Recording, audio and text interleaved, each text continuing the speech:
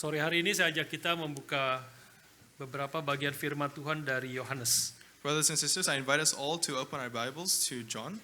Yang pertama adalah Yohanes 12 ayat yang ke-27. The first passage we'll read is from John chapter 12, verses 27. Yohanes pasal yang ke-12 ayat yang ke-27. John chapter 12, verse 27.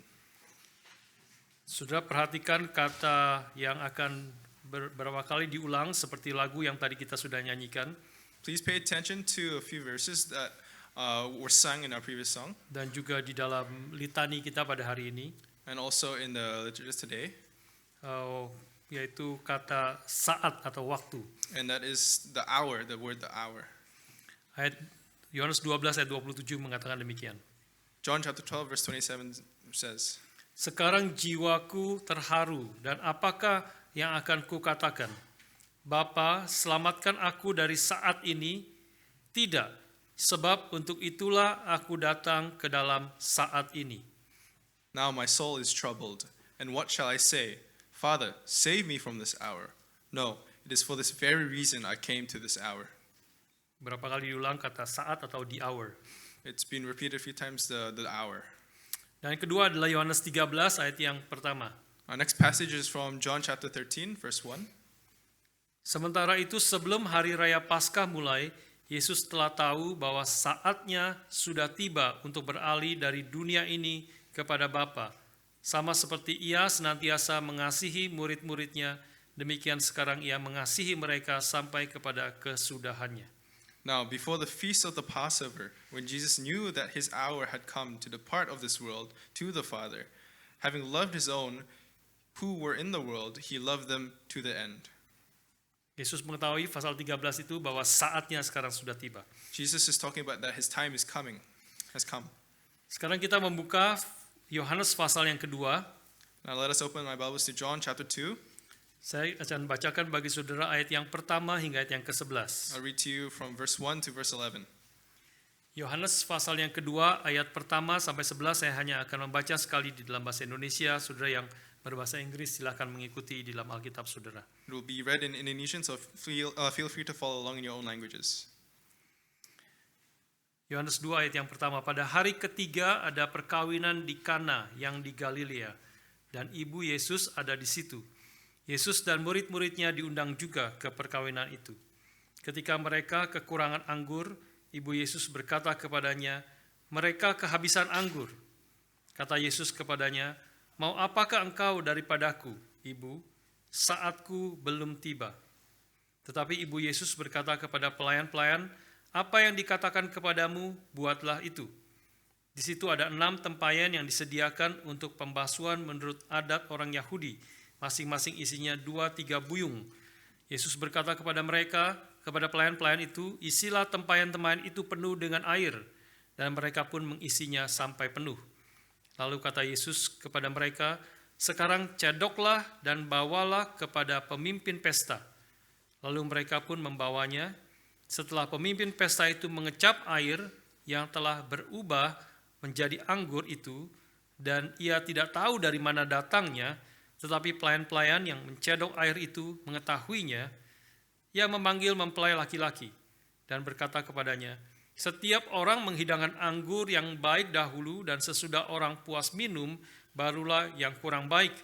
Akan tetapi engkau menyimpan anggur yang baik sampai sekarang." Hal itu dibuat Yesus di Kana yang di Galilea sebagai yang pertama dari tanda-tandanya, dan dengan itu ia telah menyatakan kemuliaannya, dan murid-muridnya percaya kepadanya.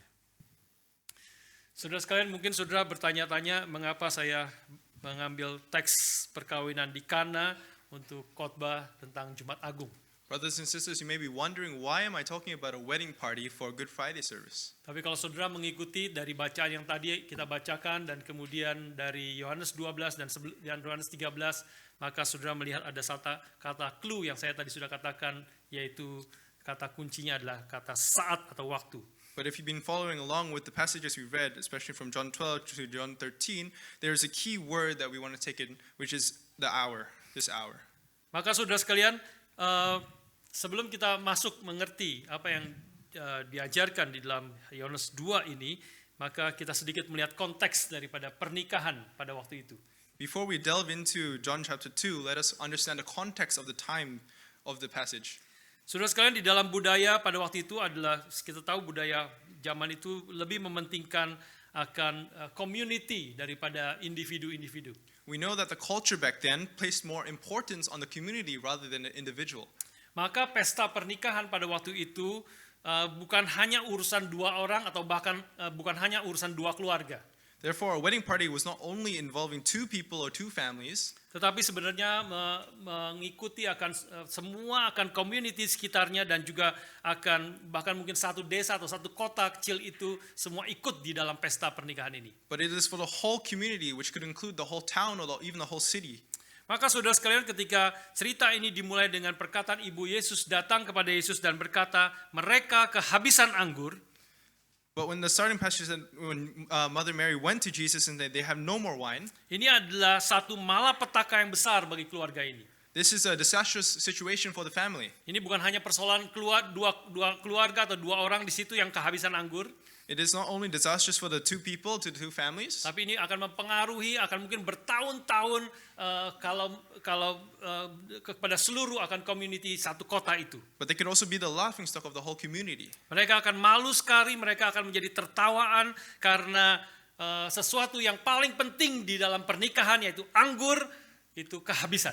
Because they could be so embarrassed because the most important thing about the wedding is that the wine was finished. Karena bagian yang sangat penting itu adalah anggur dalam pernikahan. Kalau anggur itu selesai, habis, maka the party is over. Because it means that if the wine is finished, that means the party is over. Nah, saudara sekalian, bagaimana Kristus menghadapi akan krisis yang mereka sedang hadapi ini? So how does Christ approach this crisis? Dan bagaimana Kristus mau apa yang Kristus mau katakan dan nyatakan melalui apa yang dia kemudian lakukan di dalam perkawinan di Kana ini. And what did Jesus do and show who he was through what he was about to do in the situation? Maka kunci untuk mengerti apa yang Kristus lakukan adalah di dalam ayat yang ke-11 yang tadi kita baca. That's the key verse is taken from verse 11 from chapter 2. Ayat 11 mengatakan, hal itu dibuat Yesus di Kana yang di Galilea sebagai yang pertama dari tanda-tandanya, dan dengan itu ia telah menyatakan kemuliaannya dan murid-muridnya percaya kepadanya. This, the first sign of Jesus, did at Cana in Galilee and manifested his glory, and his disciples believed in him. Jadi apa yang dilakukan Yesus di sini adalah merupakan satu tanda yang menunjuk kepada sesuatu. So what Jesus did here was one of the signs to show who Jesus was. Kita tahu kalau sedang kita jalan di jalanan yang berkelok-kelok, maka kita akan banyak ketemu tanda-tanda di jalan. We know if you drive in a highway, we see a lot of signs on the road. Maka kalau ada tanda begini, tanda panah, There are signs with many pictures on it. 300 meter tanda tajam, In 300 meters, there's an arrow pointing somewhere. maka saudara tahu bahwa 300 meter di depan ada tikungan yang tajam. So you know that in 300 meters, there will be a turning point, A sharp turn. Sharp turn. Dan saudara harus pelan-pelan dan hati-hati dan menurunkan kecepatan. And you need to be careful and slow down when making that turn. Maka tanda itu menunjuk suatu realita yang ada di depan. So that sign, the purpose of it is to point to a reality. Dan ini juga yang dikatakan Yohanes di sini, bahwa apa yang dilakukan Yesus ada 7 tanda yang di dalam kitab Yohanes. Apa yang dilakukan Yesus menunjukkan akan siapa dirinya dan juga apa yang akan dia lakukan. And what John writes here and the signs and that he writes points to who Jesus is. Maka saudara sekalian, apa yang dilakukan Yesus di sini ingin mau menyatakan siapa dia dan kemudian apa yang menjadi tujuan kedatangannya ke dalam dunia. And the sign here points to who Jesus is and what the purpose of his coming is. Maka dalam terang dari kebenaran ini, pengertian ini, kita boleh mengerti akan jawaban dan interaksi antara Yesus dengan ibunya. And in this light, we have to understand the interaction and the answer of who and what Jesus did.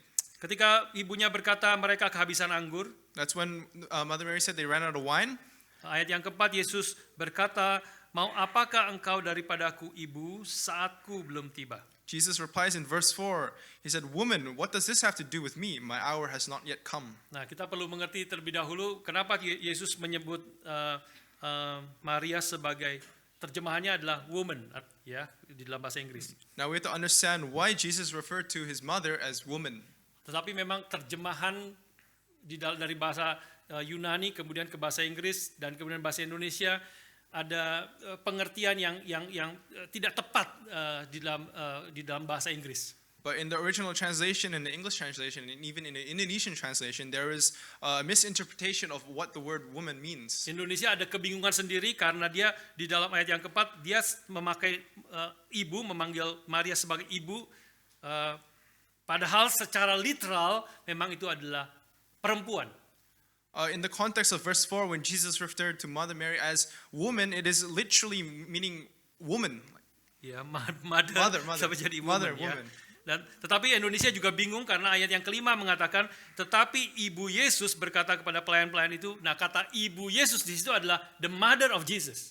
But in verse 5, the word mother is changed into his mother, the mother of Jesus. Nah, saudara sekalian, maka tetapi dalam bahasa Inggris mengatakan perempuan juga kurang tepat karena bagaimana seorang Yesus sebagai seorang anak memanggil ibunya perempuan, mengapa engkau datang kepadaku? Seperti kurang ajar luar biasa. But in the English translation, it is also not appropriate for Jesus to refer to his mother as woman because it can be seen as disrespectful. Maka NIV menerjemahkan dear woman.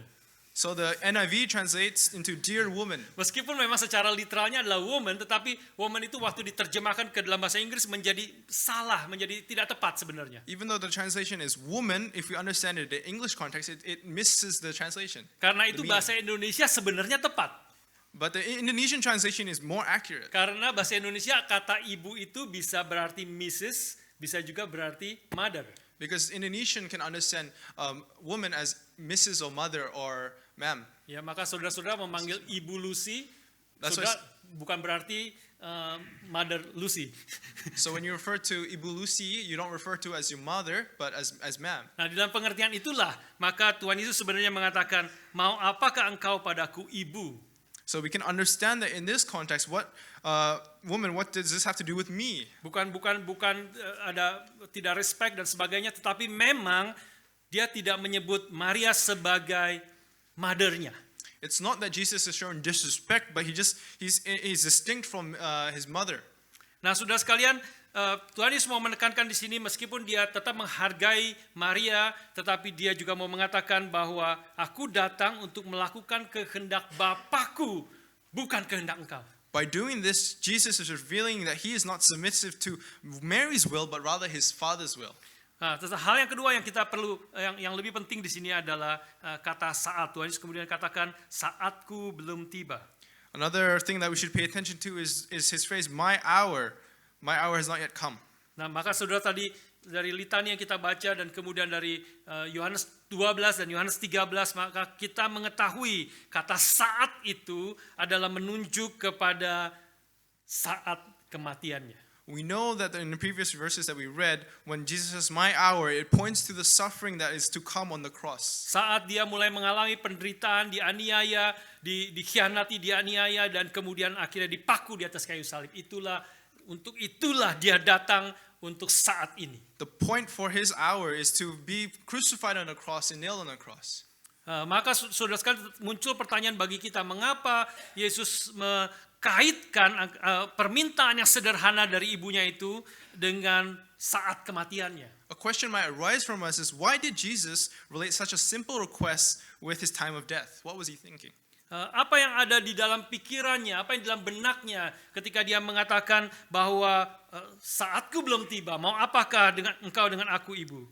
What was in Jesus' mind when he was responding to this? Why did he respond with, my hour has not yet come? Maka saudara sekalian, kita bisa mengerti jawaban Yesus ketika kita melihat apa yang dia kemudian lakukan.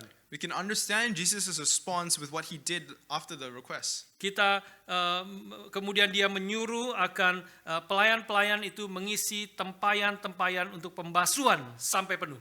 When Jesus commanded the servants to fill the jars with water until they filled to the brim, dan kemudian dia menyuruh pelayan itu mencedok sebagian, memberikannya kepada pemimpin pesta.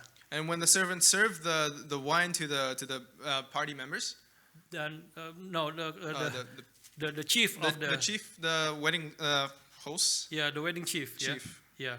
Maka saudara sekalian, dia kemudian meminumnya dan dia kaget karena ternyata ini anggur yang sangat-sangat bagus. And when he drank of the wine, he was shocked because this is a really good quality wine. Dia tidak tahu dari mana anggur itu. He did not know where the wine came Karena from. itu dia memanggil mempelai pria And when he called to the servants, dan dia mengatakan semua orang di dalam pesta itu memberikan anggur yang terbaik di muka duluan.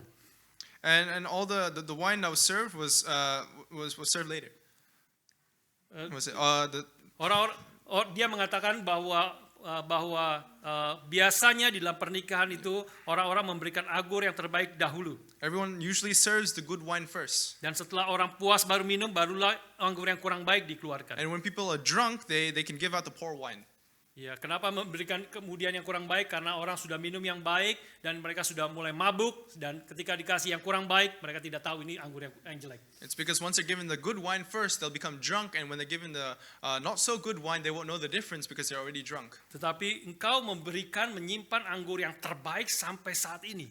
But you have saved us the best wine until now. Nah, sudah kita tahu, dari sinilah muncul kata save the best for last. And this is where we can get the phrase save the best for Kita last. sudah sering ngomong save the best for last, sebenarnya ceritanya dari kira-kira 2000 tahun yang lalu. We often hear the saying save the best for last, but it turns out that comes from 2,000 years ago. Saudara sekalian, di sini kita bisa melihat apa yang Tuhan Yesus mau katakan di sini. And from here we can see what Jesus wanted to do. Khususnya ketika dia menyuruh pelayan-pelayan itu mengisi tempayan-tempayan untuk pembasuhan. When the servants filled the jars with water until they are filled with the brim, The jars for the for the ceremonial ceremony washing. washing. Ya, maka saudara sekalian, di sini Kristus mau mengatakan bahwa aku bisa memberi solusi bagi krisis yang terdalam yang sedang dihadapi manusia. Jesus said that I can give the solution to even the most severe crisis. Aku datang memang untuk membawa sukacita sejati kepada dunia yang sedang penuh di dalam kemalangan. I have come to bring true joy to the world filled with misery. Tetapi aku harus terlebih dahulu menyucikan mereka dari dosa-dosa mereka. But first I must cleanse them of their sins, Aku harus membasuh mereka dari segala kecemaran mereka. to wash them from their impurities. Dan untuk itu aku harus mati bagi mereka. And because of that I have to die for them. Karena hanya darahku lah yang bisa menyucikan mereka dari dosa-dosa mereka. Because only my blood can cleanse them of their sin. Sudah mulai melihat kaitan dengan Jumat Agung yang kita renungkan hari ini. So we can see the tie into Good Friday. Di sini Tuhan Yesus mau mengatakan demikian. This is what Jesus means. Supaya aku bisa membawa cawan sukacita kepada manusia, So that I may bring them the cup of joy. aku harus minum cawan penderitaan sampai tetes penghabisan. But first I must drink of the cup of suffering until it is finished. Tentu kita harus bertanya, mengapa harus demikian? But then we ask, why does this have to happen? Mengapa sukacita yang Tuhan Yesus mau berikan harus dibayar dengan penderitaan bahkan kematian daripada Kristus? Why is the joy that Jesus wants to bring have to be accomplished through his death? Ini sesuatu pertanyaan yang penting karena tanpa kita mengerti mengapa Kristus harus mati untuk membawa sukacita bagi kita, kita tidak mungkin mengalami sukacita yang sejati. We have to understand in order to achieve this, we have to ask, why does Jesus have to die for us for our joy? Saudara sekalian, mengapa Kristus harus mati? Why did Jesus have to die? Jawabnya adalah karena kita semua adalah orang berdosa yang perlu diselamatkan. Kita adalah orang-orang yang sudah tercemar karena dosa-dosa kita. The answer is because we are all sinners and that we are all sinners who are in need of saving. Dan dosa itulah yang membawa kita terpisah daripada Allah. And that sin has separated us from God. Dan dosa itulah yang mengakibatkan segala kesulitan, kemalangan, penderitaan, bahkan kematian daripada hidup And manusia. causes all our suffering, all our problems, and ultimately lead us to death. Alkitab menegaskan kepada kita bahwa persoalan manusia bukan hanya perbuatan-perbuatan yang kita lakukan.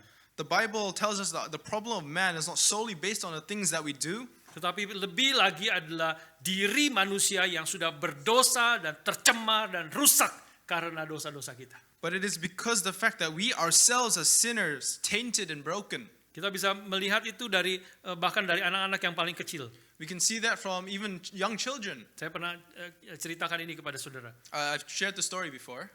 bahwa kalau ada pernah satu kali ada eksperimen di antara anak-anak toddler. There were an experiment that involved toddlers.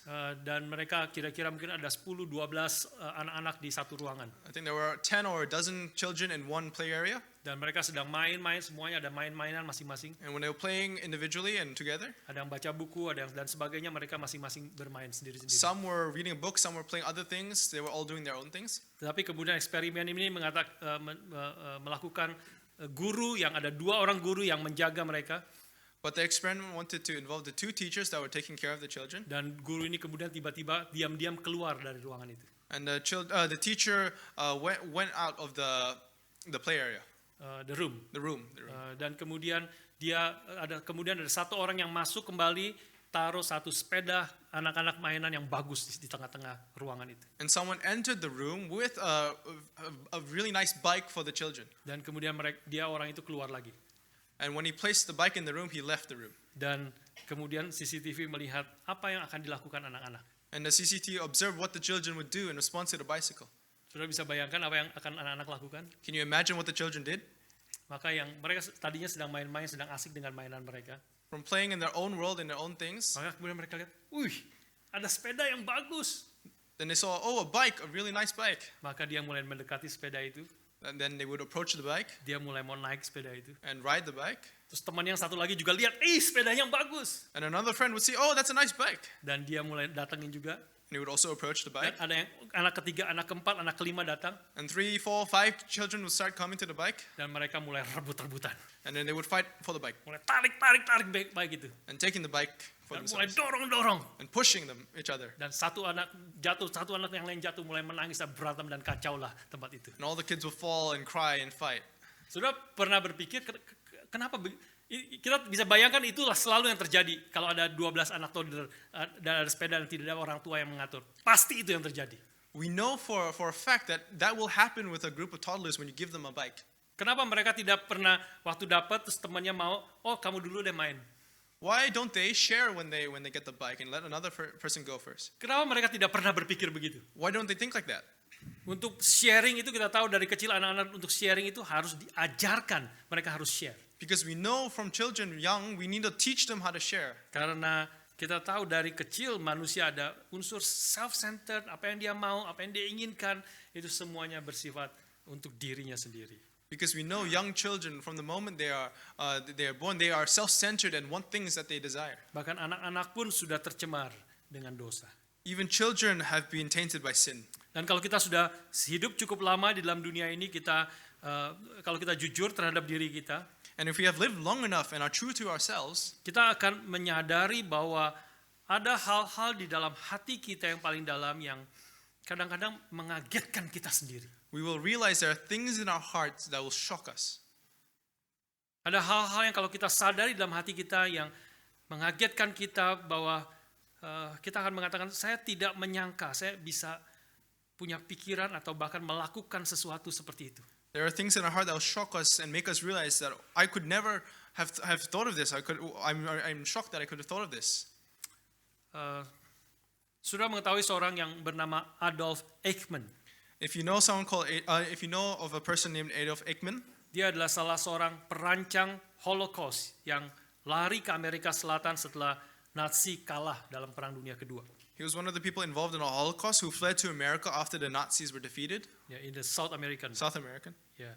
Dan kemudian saya pernah melihat dokumenterinya bagaimana kemudian Adolf Eichmann, bagaimana orang-orang Israel khususnya agen rahasia Israel mengejar Adolf Eichmann itu. And I watched a documentary that depicted the Israel survivors trying to hunt Adolf Eichmann.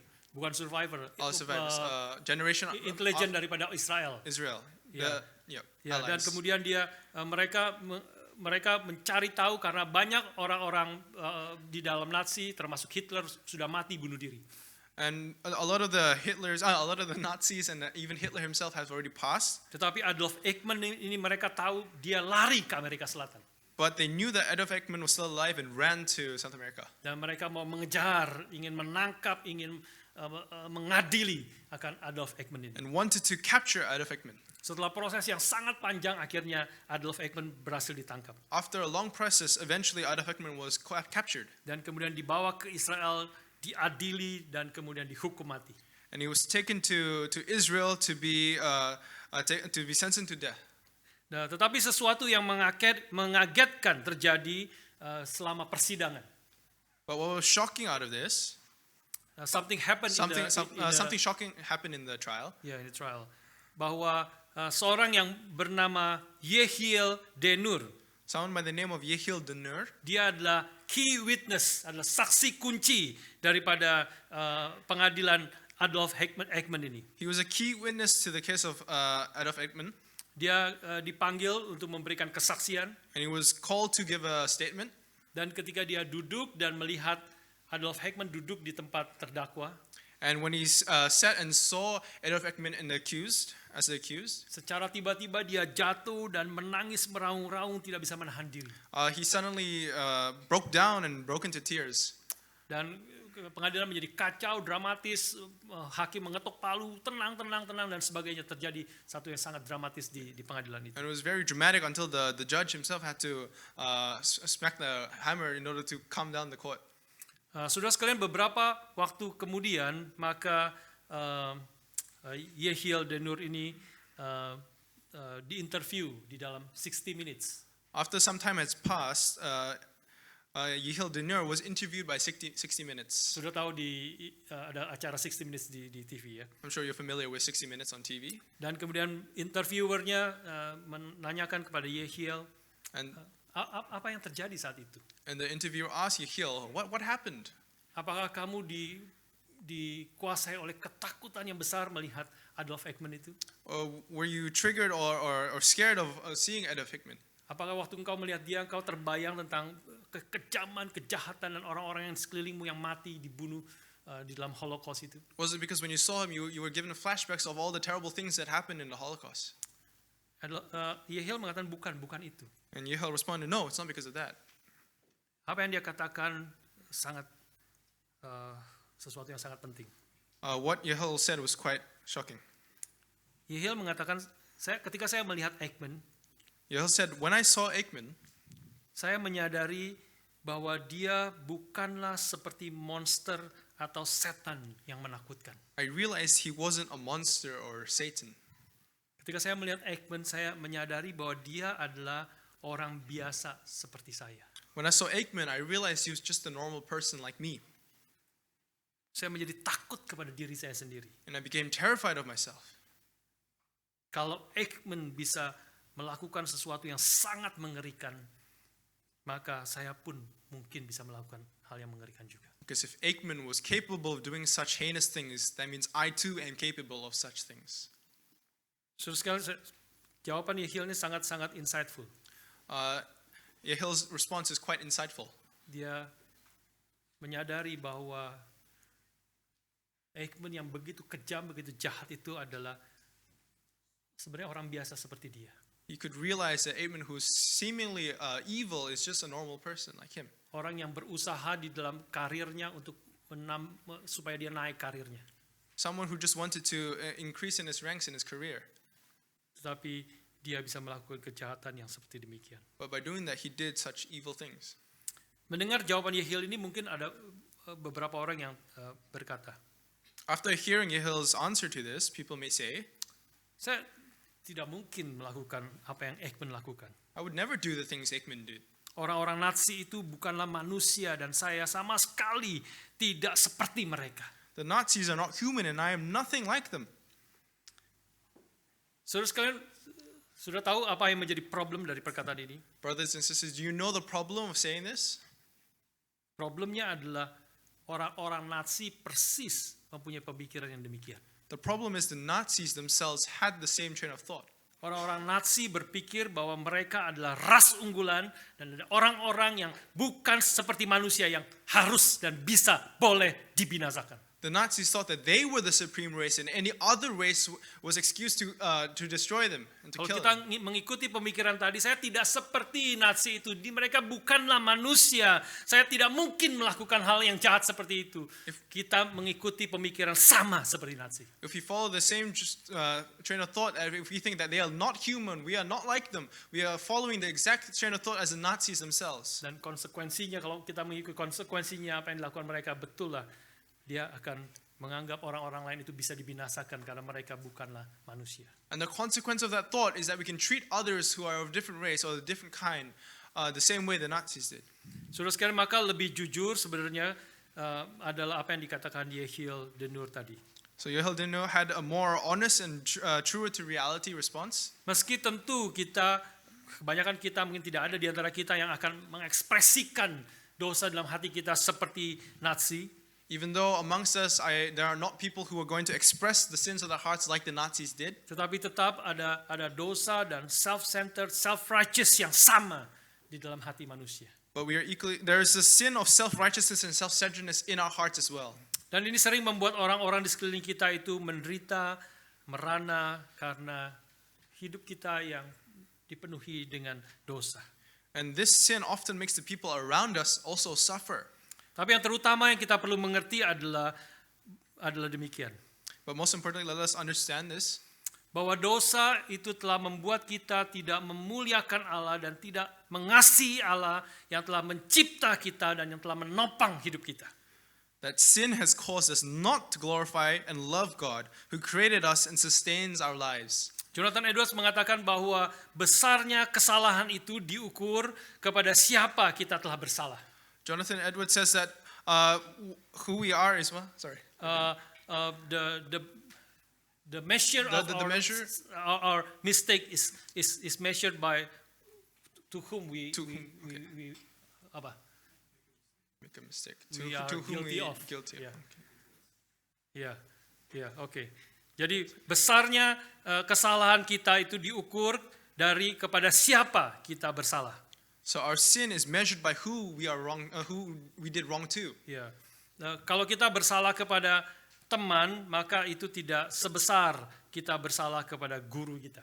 If we wrong a friend, it is not as great as if we wronged our teacher. Kalau kita bersalah kepada guru kita, tidak sebesar kita bersalah kepada orang tua kita. If we wrong our teachers, it is not as great as if we wronged our parents. Kalau kita bersalah kepada orang tua kita, mungkin paling sedikit secara hukuman itu tidak sebesar kalau kita bersalah kepada raja kita. If we wrong our parents, the punishment isn't as great as if we wronged our king. Tapi kalau kita bersalah kepada Tuhan, pencipta langit dan bumi, But if we wrong God, the creator of heaven and earth, dan kita tidak memuliakan Dia dan mengasihi Dia yang telah menciptakan dan memelihara, menopang hidup kita, and if we do not glorify or love him who created us and sustains us, maka kesalahan dan dosanya adalah infinite. that means the sin and the punishment is infinite. Maka saudara sekalian, satu-satunya respons yang berkenan kepada Tuhan adalah So the only acceptable response to God, seperti pemungut cukai yang datang kepada Tuhan dan tidak berani melihat ke atas, just like the person who the Gentile who could not look at God dan memukul dirinya and hit himself dan berkata, "Have mercy on me, O Lord, for I am a sinner." and declared, "Have mercy on me, O Lord, I am a sinner." Berbelas kasihanlah Tuhan kepadaku karena aku orang berdosa. Have mercy on me, Lord, because I am a sinner. Saudara sekalian, kita bersyukur kepada Tuhan di dalam Jumat Agung ini karena memang Tuhan mau menyatakan anugerahnya, menyatakan belas kasihannya kepada kita. Brothers and sisters, let us be grateful for God who has shown us his grace and Karena mercy. itulah hari ini disebut Good Friday, karena ada good news yang diberitakan bagi kita. That is why we call today Good Friday, because it has good news for us. Ketika umatnya berseru pada Tuhan, "Have mercy on me, O Lord, for So that- I am a sinner." So that we all can collectively say, "Have mercy on me, O Lord, for I am a sinner." Maka kita menyatakan orang itu pulang akan dibenarkan oleh Tuhan. That's why the Bible says that he can go home being forgiven by God, Karena Kristus telah mati bagi umatnya. because Christ has died for him. Karena Kristus telah mencurahkan darahnya untuk menghapus dan menyucikan akan kecemaran kita. Because Christ has given his blood in order to wash us away from us. Kembali ke Yohanes pasal 2. Let us return to John chapter 2, Tuhan Yesus mengatakan demikian. when Jesus said, Ibu, aku datang memang untuk membawa sukacita sejati. "Woman, I have come to bring true joy. Tapi ketahuilah, aku harus mati untuk menggenapinya.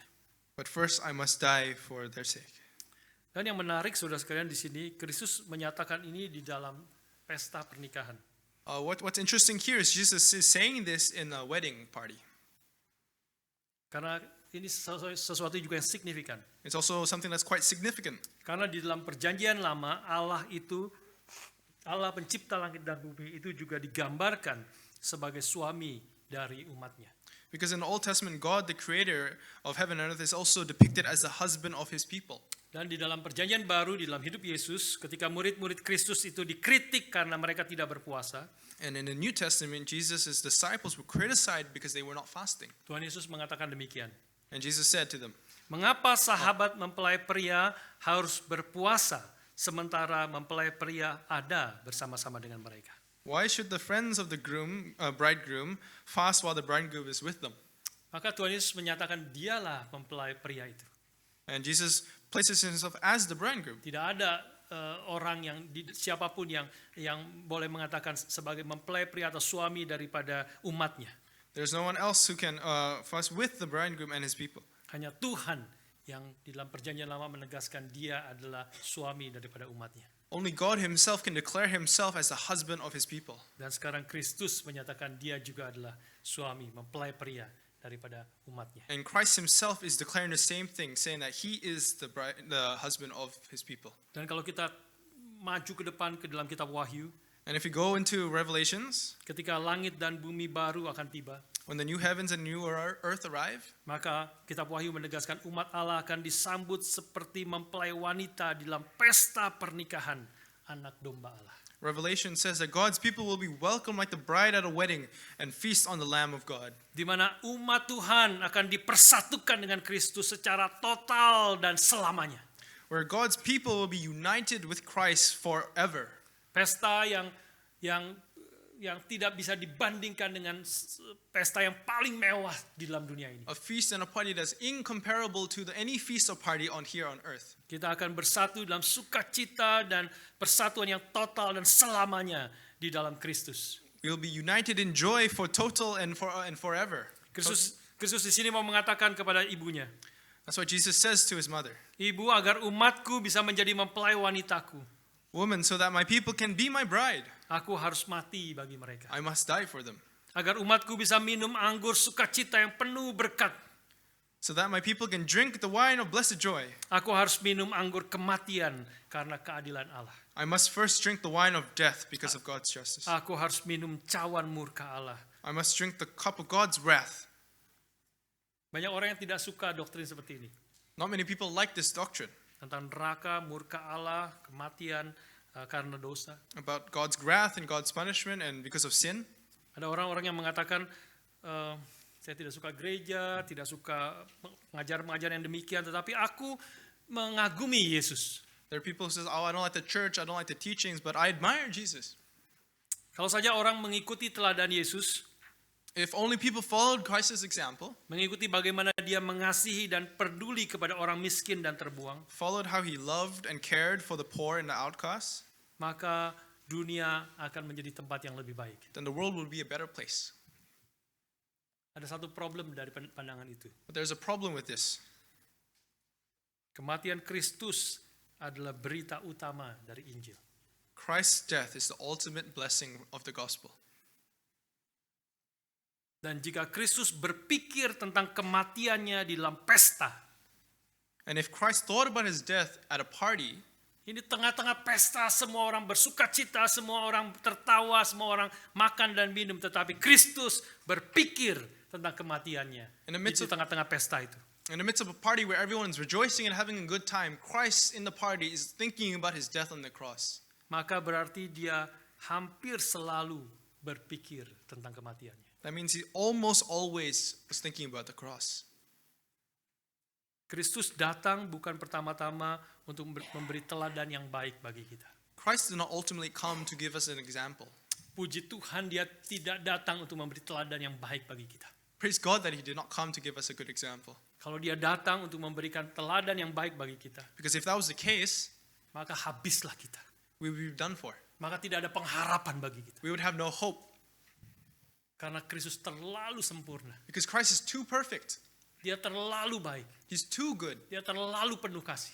He's full of love. Dan ketika kita membandingkan diri dengan Kristus, And if you compare ourselves to Christ, maka habislah kita dan tidak ada lagi pengharapan. We would be done for and we would have no more hope. Justru kalau Kristus hanya datang sebagai teladan bagi kita, If Christ died just to give us a good example, jikalau Kristus datang if he came to give us a good example, maka kita akan menjadi depresi, menjadi tertekan dan habislah kita. Tidak ada pengharapan. we would be depressed and have no more hope. Tetapi puji Tuhan, Kristus datang bukan pertama-tama untuk memberi teladan bagi kita. But praise the Lord because he did not come only just to give us a good example, Tetapi dia datang untuk menyelamatkan kita. but he came to save us. Dia tidak datang untuk mengajarkan kepada kita bagaimana engkau harus melakukan apa untuk kita bisa diselamatkan. He did not come to teach us how to live a life in order to be saved. Yesus datang untuk mati, menebus dosa kita dan menyelamatkan kita. He came to die for our sins in order that we may be saved. Saudara sekalian, itulah sebabnya kita hari ini merayakan Jumat Agung. And this is why we are holding this Good Friday service. Karena kita tahu Kristus telah mati untuk menebus dosa kita. Because we know that Christ died for our sins. Kita diselamatkan bukan karena apa yang kita lakukan, We are saved not because of what we do, tetapi semata-mata karena apa yang Kristus telah lakukan bagi kita. but what Christ did for us. Apa yang tidak bisa kita lakukan untuk diri kita sendiri. There's nothing we can do for ourselves. Kristus telah datang untuk menyelamatkan kita, mati menebus dosa kita. Christ came and died for our sake to forgive our sins. Tapi kita tahu kematian bukan akhir kisah daripada Kristus. But we know that death is not the end of Jesus Christ. Kematian diikuti dengan kebangkitannya. The death follows with his resurrection. Sehingga setiap kita yang sudah dipersatukan di dalam kematian Kristus, Once we are one with his death, pasti juga akan dibangkitkan di dalam kebangkitan Kristus. we too will be resurrected with Christ in his resurrection. 1 Korintus 15 ayat 55 mengatakan, 1 Corinthians chapter 15 verses 55 to 56 says, hai maut, di manakah kemenanganmu? Hai maut, di manakah sengatmu? Sengat maut ialah dosa dan kuasa dosa ialah hukum Taurat. Ayat 57. Tetapi syukur kepada Allah yang telah memberi kepada kita kemenangan oleh Yesus Kristus Tuhan kita. O death, where is your victory? O death, where is your sting? Terus sampai 57. Yeah, I pull it up. Sorry. The sting of death is sin, and the power of sin is the law. But thanks be to God who gives us the victory through our Lord Jesus Christ. Saudara sekalian, itulah sebabnya tema kita hari ini, oh death, where is your sting? And that is the theme of today. O death, where is your sting? Kita sekali lagi diingatkan oleh kematian Kristus dan diikuti dengan kebangkitannya yang mengalahkan kematian, yang mengalahkan dosa, yang mengalahkan akan setan.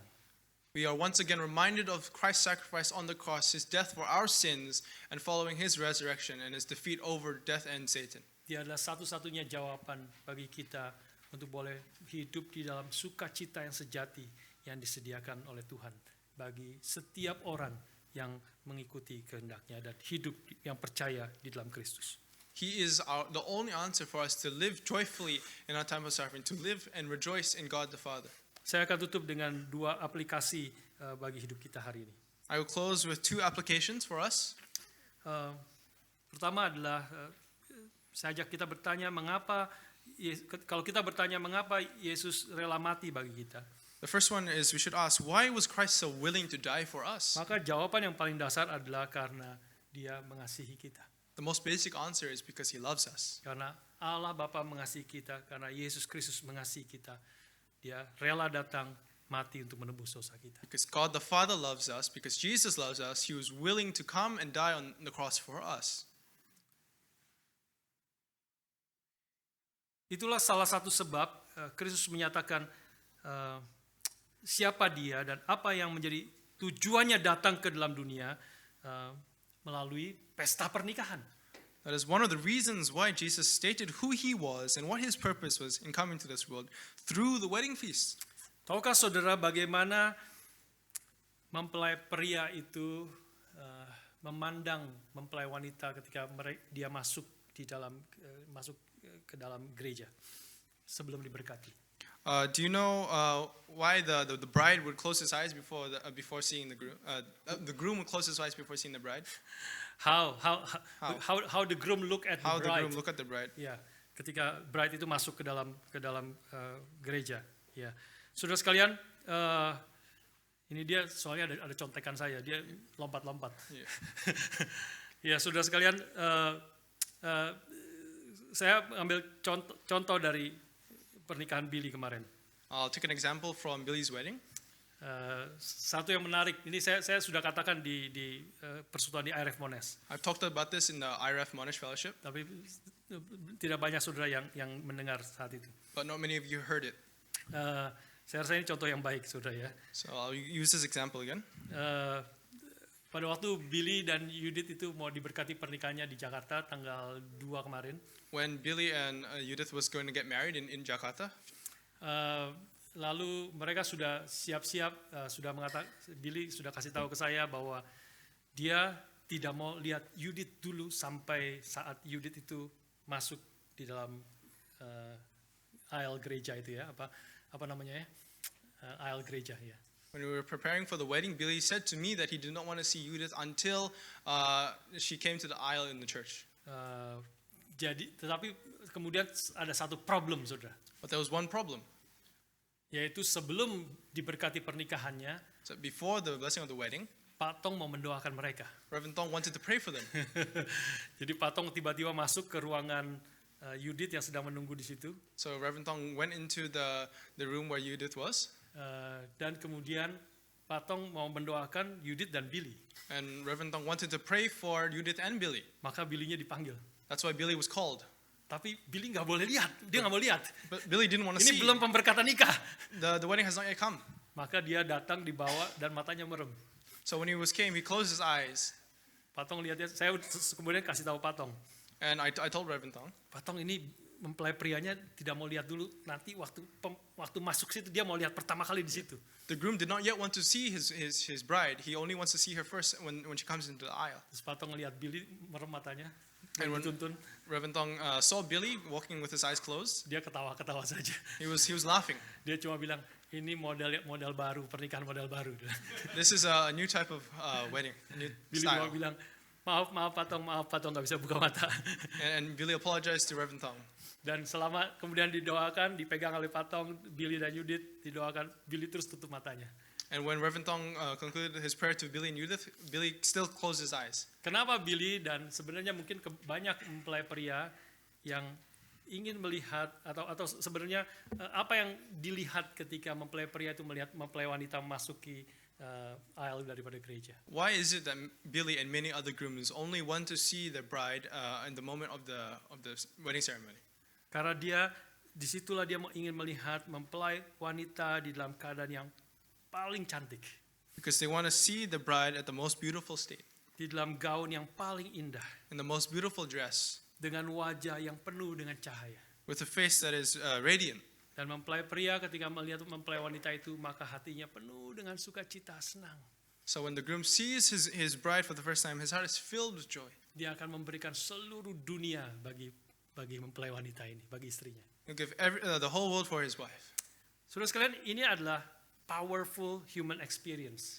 This is a very powerful experience for Pengalaman humans. yang dialami manusia yang sangat powerful. It's a very powerful experience for humans. Dan Tuhan Yesus memakai ini. And Jesus wants to use this. God wants to use it. Ini kita bisa mengerti, inilah yang Tuhan Yesus lihat ketika dia melihat kita, umatnya, sebagai mempelai wanitanya. Through this, we can understand how God sees us as his bride. Yesus mengasihi kita dengan sepenuh hidupnya, seluruh jiwanya diberikan kepada kita. Jesus gives himself, everything of himself to us. Dia mengasihi kita bukan karena keindahan kita pada diri kita sendiri. He gives himself to us not because of our beauty. Kita sudah tahu kita adalah manusia berdosa. We already know that we are sinners. Kita orang yang melawan Tuhan. We are rebels against God. Tapi Tuhan mengasihi kita karena Dia ingin mengkuduskan kita. But God loves us because he wants to sanctify us. Dia ingin menyucikan kita dari segala dosa kita. He wants to purify and wash us of our sins. Dia ingin menjadikan kita umatnya seperti mempelai wanita yang cemerlang, yang tanpa cacat, tanpa kerut, dan yang sempurna.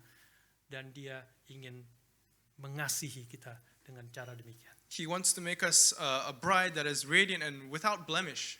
Apakah hidupmu akan berubah jika kita mengerti Kristus mengasihi kita dengan cara seperti itu? Will your life change by understanding this is how Jesus sees us? Dia melihat kita dan dia melihat dia hatinya dipenuhi kasih dan dia mati untuk kita. When he sees us, he's full of love, full of joy. That is why he died for us. Kita harus mengerti bahwa seperti Paulus mengerti We have to understand, like Paul did, bahwa Kristus mati bukan hanya bagi dunia ini, that Christ did not only die for this world, tetapi Kristus mati bagi aku secara pribadi. but he died for us, for me. Tidak cukup mengerti Kristus mengasihi dunia ini. It is not enough to understand that God loves the world, Kau harus mengerti Kristus mengasihi kamu secara pribadi. but you have to understand that God loves you. Paulus mengatakan, hidupku yang kuhidupi sekarang di dalam iman, di dalam daging, adalah hidup oleh iman di dalam anak Allah yang telah mengasihi aku dan menyerahkan dirinya untuk aku. Paul says, the life I live now in the flesh, I live by faith in the Son of God who loved me and gave himself for me. Hal yang kedua terakhir, Second application. apa yang Kristus lakukan di perkawinan di Kana ini What Jesus did in the wedding party in Canaan akan memampukan kita menghadapi segala apapun yang kita hadapi di dalam dunia ini. enables us to face anything in this world. Edmund Clowney, seorang profesor di Westminster, mengatakan waktu dia berkhotbah tentang Yohanes pasal 2 ini. Edmund Conley, a professor in Westminster, when he was preaching about John chapter 2, said this. Dia mengatakan demikian. He said, Yesus mengantisipasi cawan penderitaan ketika dia berada di dalam pesta pernikahan yang penuh sukacita. Jesus anticipated his suffering when he was at the wedding feast of joy, so that we, sorry. Supaya kita yang berada dalam dunia yang penuh penderitaan so that we who are in the world full of suffering bisa mengantisipasi sukacita yang penuh di dalam pesta pernikahan anak domba Allah. so that we can anticipate the fullness of joy of the wedding feast of the Lamb. Sekali lagi, Once again, Yesus mengantisipasi cawan penderitaan di tengah-tengah pesta pernikahan yang penuh sukacita. in the midst of a wedding feast of joy, Jesus anticipated his death, Supaya kita yang hidup di tengah dunia yang penuh dengan penderitaan ini so that we who are in a world full of suffering boleh dikuatkan, disadarkan, bisa mengantisipasi akan sukacita yang Tuhan janjikan ketika dia datang kedua kali di dalam pesta pernikahan anak domba Allah dengan umatnya. so that we in this full of suffering can anticipate and be strengthened and have hope and anticipate the fullness of joy that is to come when Jesus comes for the second time, and have joy in the wedding feast of the Lamb. Ketika kita hari ini mencicipi akan menerima roti dan cawan hari ini, And today we're about to receive the Holy Communion. kita akan mencicipi akan sukacita itu. We will undergo it with joy. Ini roti dan cawan adalah tanda dari tubuh dan darah Kristus yang telah dicurahkan bagi kita. This bread and wine is symbolic of the body of Christ and the blood of Christ and his sacrifice for us. Biarlah kita menerimanya, hati kita dikuatkan karena kita sadar ini adalah kita sedang mencicipi akan janji Tuhan yang akan datang ketika dia datang untuk mengundang kita masuk dalam pesta pernikahan anak domba Allah. So as we partake in this, let us be reminded and rejoice and give thanks that this has allowed us to anticipate the coming of the wedding feast and allow us to participate in the wedding feast of the Lamb. Waktu kita menerima roti dan cawan, biarlah kita ingat akan tubuh dan darah Kristus yang telah dicurahkan bagi kita. When we eat of the bread and the wine, let us be reminded of Christ and his sacrifice for us. Biarlah kita mengingat akan penderitaan yang telah Kristus alami, Let us be reminded of what Christ did, supaya kita boleh bersukacita hidup di dalam Tuhan, di dalam kehendak-Nya. so that we may rejoice in our lives. Mari kita mempersiapkan hati kita untuk menerima roti dan cawan hari ini. Let us prepare our hearts to receive the Holy Communion.